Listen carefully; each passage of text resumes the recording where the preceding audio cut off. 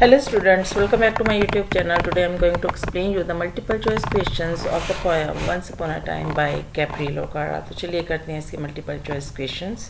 हमारे पास first question है Name the poet of the poem Once Upon a Time.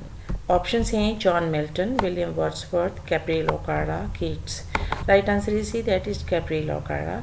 Next is Gabriel O'Hara is a dash poet. British poet, American poet, Nigerian poet or French poet. Right answer is C, that is Nigerian poet. Next is what does the poet laments in the poem Once Upon a Time? Lost innocence of childhood, lost innocence of elderly persons, lost innocence of youth, none of the above. Right answer is C, that is lost innocence of youth. Next is what does the poet contempt in this poem. इस poem में जो poet है वो किस चीज़ की भर्त्सना करते हैं या विरोध करते हैं या क्रिटिसाइज करते हैं. Number one, hypocrisy of children, hypocrisy of adults, hypocrisy of politicians, hypocrisy of religious leaders. Right answer is B, that is hypocrisy of adults. Next is how is childhood portrait in the poem once upon a time. A time of playfulness, a time of carefree life, a time of honest laughter and spontaneity, a time of overburdens. Right answer is C, that is a time of honest laughter and spontaneity. Next, how did people laugh in the past? Past में लोग कैसे हंसते थे? With their teeth, with their eyes in their hearts, with their friends, with their relatives. Right answer is B, that is with their eyes and their hearts. अब eyes के साथ और heart के साथ कैसे हंसेंगे? That means कि उनकी आंखों में एक चमक होती थी खुशी की और वो दिल से हंसते थे, यानी कि दिखावे के लिए नहीं हंसते थे. Next is how do people laugh now? अभी लोग कैसे हंसते हैं? With their eyes, with their teeth, with their relatives, with their friends. Right answer is B, that is with their teeth. कि सिर्फ दिखाने के लिए हंसते हैं वो, लेकिन अंदर से खुश नहीं होते हैं. Next is what figure of speech has been used in the line their eyes blocked cold eyes. Metaphor, alliteration, simile, personification. Right answer is A, that is metaphor. Next is how did people shook hands in the past? With their hearts, with their hands, with the pockets of their friends, with their enemies. Right answer is A, that is with their hearts. Next is how do they shake hands now? कि अब वो कैसे हाथ मिलाते हैं. Now they shake hands without heart. Now they shake hands with heart. Now they shake hands for some purpose. D, none of the above. Right answer is A. Now they shake hands without heart. कि दिल से आपको कोई दोस्त नहीं मानता है, लेकिन वैसे ही वो आपके साथ हाथ मिलाते हैं. What do their left hand search for? और जो लोग होते हैं आपके साथ दोस्ती करते वक्त उनका लेफ्ट हैंड किस चीज़ की देखभाल करता है, सर्च करता है, खोज करता है. Their left hand search for their clothes. Their left hand search for the poet's empty pockets.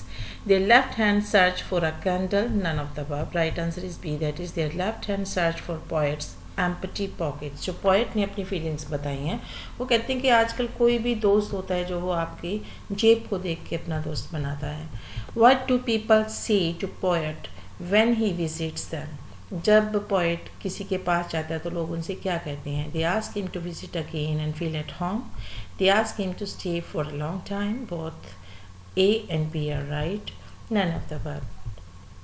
Right answer is the, that is they ask him to visit again and feel at home. अगर वो किसी के घर जाते हैं तो लोग उनको कहते हैं कि फिर से आना, अपना ही घर समझो. Next, do they welcome the poet when he visits them the third time?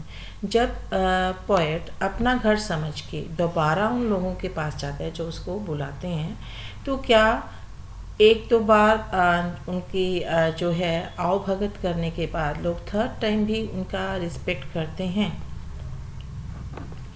Yes और no? Right, don't know, sometimes. Right answer is no.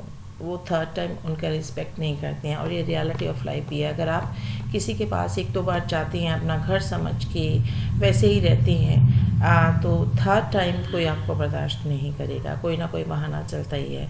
What has poet learned in the poem once upon a time. जो poet है उसने इस poem से में जो once upon a time poem है इसमें क्या सीखा, क्या बताया पोइट ने? To bear everything in life, to bear many faces for different occasions, to wear modern dresses, to wear fashionable clothes। उन्होंने सीखा कि ज़िंदगी में सब कुछ सह लो। उन्होंने सीखा कि अलग अलग मौके पे किस किस तरह के मुखौटे पहनने हैं। उन्होंने सीखा कि मॉडर्न ड्रेसेस क्या हैं, या फिर उन्होंने फैशनेबल क्लॉथ्स पहनना सीखे। Right answer is B, that is to wear many faces for different occasions, कि अलग अलग मौक़ों के लिए अलग अलग फेस कैसे जो है, चेहरे कैसे हैं, मुखौटे कैसे पहनने हैं। अब यहाँ पे मुखौटों से मतलब है कि उनको किस तरह का एटीट्यूड जो है वो अपनाना है अलग अलग ओकेजन्स पर। Name the figure of speech in the line I have learned to wear many faces like dresses.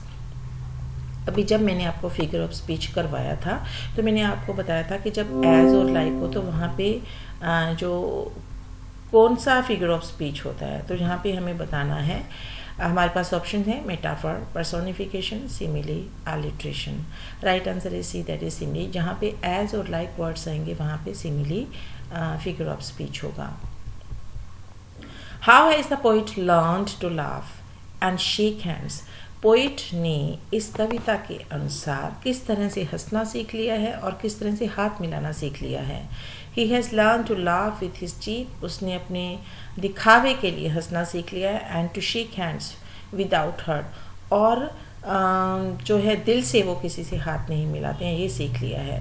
He has learn so many things that are artificial, जो बहुत सारी चीज़ें जो आर्टिफिशियल हैं वो सीख ली हैं, जो प्राकृतिक नहीं हैं वो सीख ली हैं चीज़ें। He has learn to laugh with heart, उन्होंने दिल से हंसना सीख लिया है। He has learn to sing a song, उन्होंने गाना गाना सीख लिया है।